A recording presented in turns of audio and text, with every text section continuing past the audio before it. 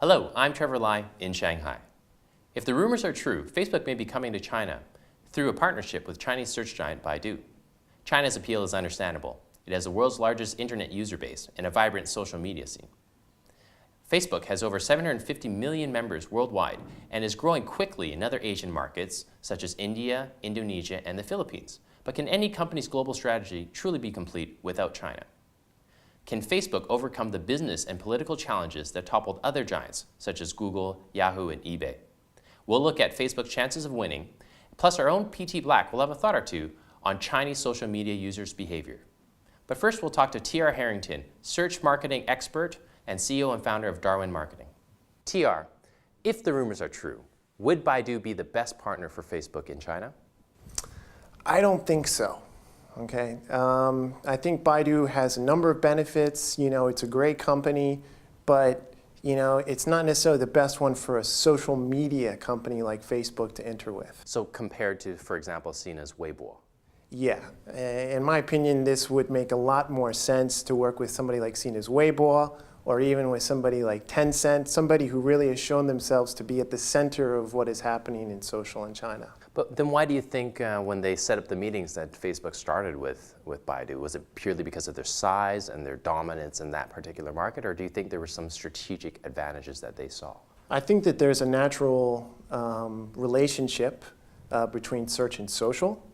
And because of some of the relationships that have happened between Facebook and Google, for instance, I think Facebook said, well, if I'm going to enter into the Chinese market, I want to have a strong search partner. So I think that was part of their thinking. And also, of course, Baidu has one of the best relationships with the government in terms of how they deal with media censorship. So again, that was probably another part of their thinking. So what would Baidu have gained from, other than perhaps obviously some prestige from being linked with a global giant like Facebook, what else would they have gained from a business standpoint from partnering with a company like Facebook? In all honesty, that's not really clear. I think it would be very difficult for Baidu to monetize social media in ways that Facebook has, in part because that area with companies like Renren, Caixin, and Tencent, all fairly well entrenched, it's very difficult to start from scratch and to enter this market at this point. And do you think it would have made more sense? I mean, when you look at the strategy compared to a Tencent or a Qihoo trying to move beyond search, would it have made more sense for them to really look at one of the local partners that is already established? Doesn't that make more sense for Baidu to be partnering with a Renren or a Caixin? I think it does in a lot of ways, but we just don't have a lot of examples of big Chinese companies partnering with other big Chinese companies. It's usually one big guy partnering with a relatively smaller guy, so there's no question about who's in charge. So there's a lot of reasons, for instance, why Sina's Weibo and Baidu should be partnering together, but $2 billion companies are having trouble figuring out how to divide the pie. Right, and when you're talking about $2 billion companies that are part of the same Chinese culture and therefore have an innate understanding of each other, really the marriage would possibly be even more difficult when you've got Facebook coming in. And I mean, that leads to really the main question, how likely is this going to happen, especially with sensitivity around censorship, access to user data and things like that? I mean, are we really going to see a marriage like that happening? I would say it's highly unlikely. For the same reasons that there were some challenges with Google, I think those challenges would be amplified with a company like Facebook.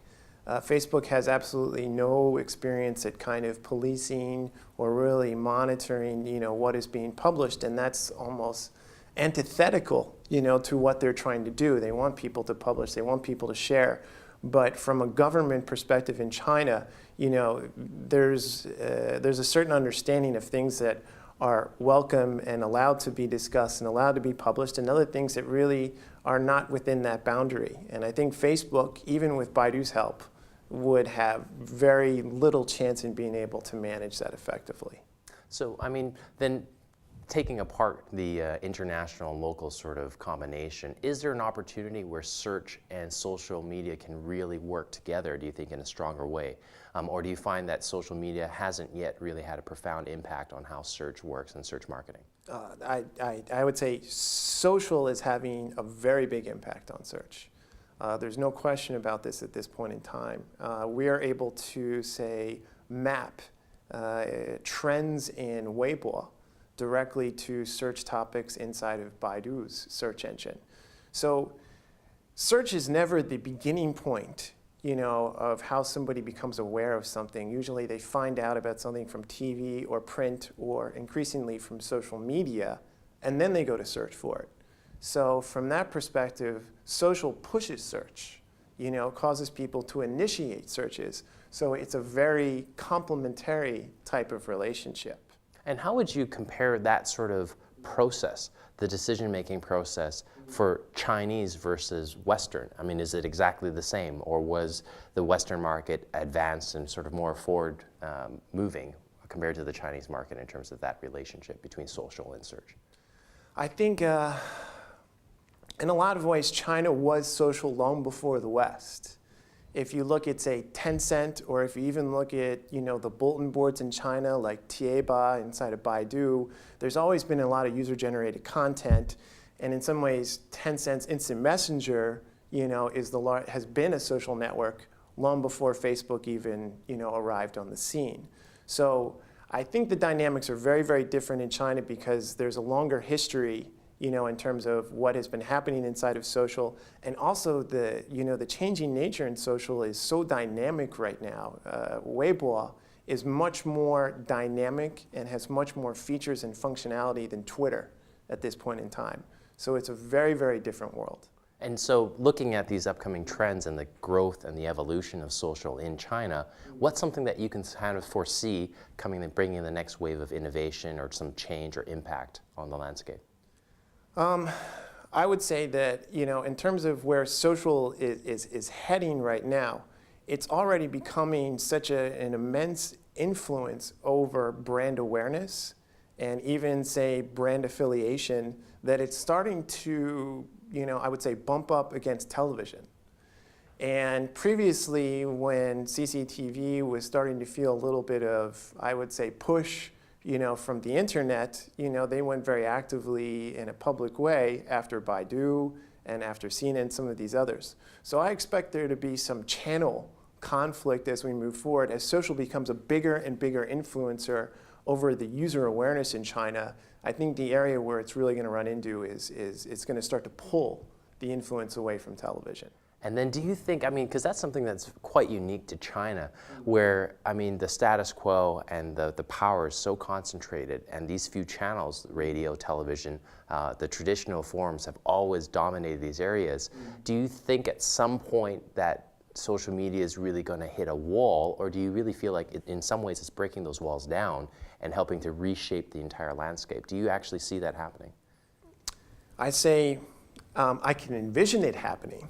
But whether or not I see it happening, it really comes down to the relationships that the various channels have, I would say, at a government level, right, in some respects, because the development is highly influenced by what the government says you can and cannot do.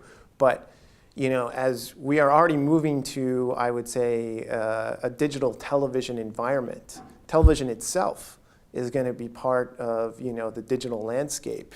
It already is in cities like, Shanghai, maybe even up in Beijing and Guangzhou. But what's not there right now is a whole lot of programming, right? So people are generally using the internet as a way to get access to that programming that they can't get through their televisions. And that's what's drawing more and more people into the internet and making social, as a result, a more and more influential part of that, I would say, value chain. Thanks, TR. And here's PT Black with a thought or two on how people use social media in China.